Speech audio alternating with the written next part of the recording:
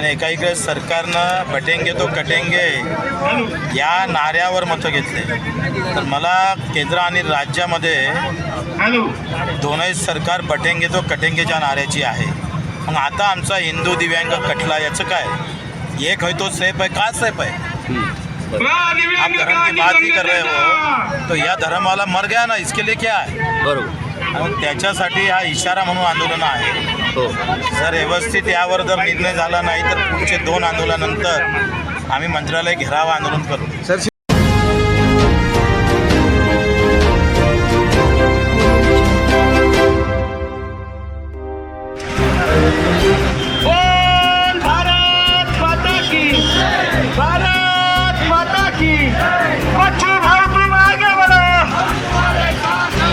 बच्चू भाऊ या सरकारचं श्राद्ध घालायला आलेले आहेत।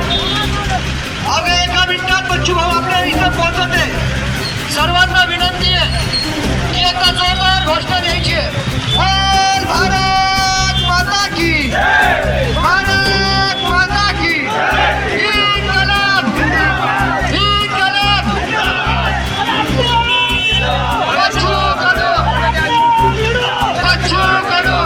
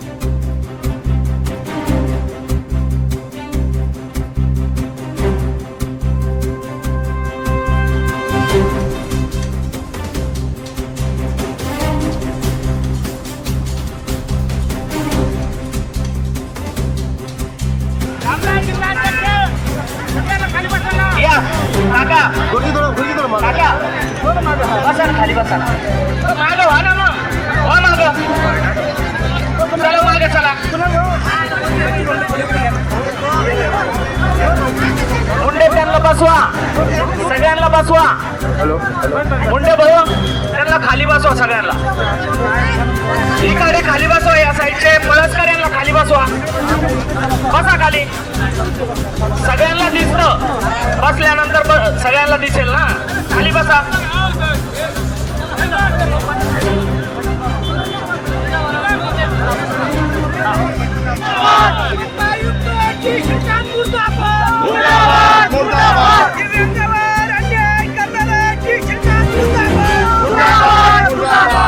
जिल्हा परिषद सीओ मुर्दाबाद, मुर्दाबाद, मुर्दाबाद।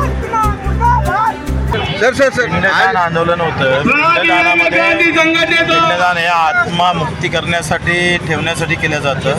दिव्यांगाची कर्जमुक्ती झाली पाहिजे, दिव्यांग बोजमुक्त झाला पाहिजे। आणि एकाकडे सरकारनं बटेंगे तो कटेंगे या नाऱ्यावर मतं घेतले, तर मला केंद्र आणि राज्यामध्ये दोनही सरकार बटेंगे तो कटेंगेच्या नाऱ्याची आहे। मग आता आमचा हिंदू दिव्यांग कटला, याचं काय?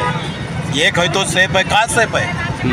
आप धर्म की बात ही कर रहे हो, तो या धर्म वाला मर गया ना, इसके लिए क्या है? बरोबर। आणि त्याच्यासाठी हा इशारा म्हणून आंदोलन आहे। हो, जर व्यवस्थित यावर जर निर्णय झाला नाही तर पुढचे 2 आंदोलनानंतर आम्ही मंत्रालय घेराव आंदोलन करू. सर शिंदे साहेब जेव्हा मुख्यमंत्री होते तुमचे शब्द पाळला होता, त्यांनी तुम्हाला आश्वासन दिलं आता मानधन तेवढंच ठेवलं ना. बाकी राज्यामध्ये 4-5 हजार रुपये मानधन आहे, या राज्यामध्ये 1500च आहे. कसं जगू शकल? फडणवीस सरकारकडून काय अपेक्षा आहे आपल्याला? हेच मानधन वाढवलं पाहिजे.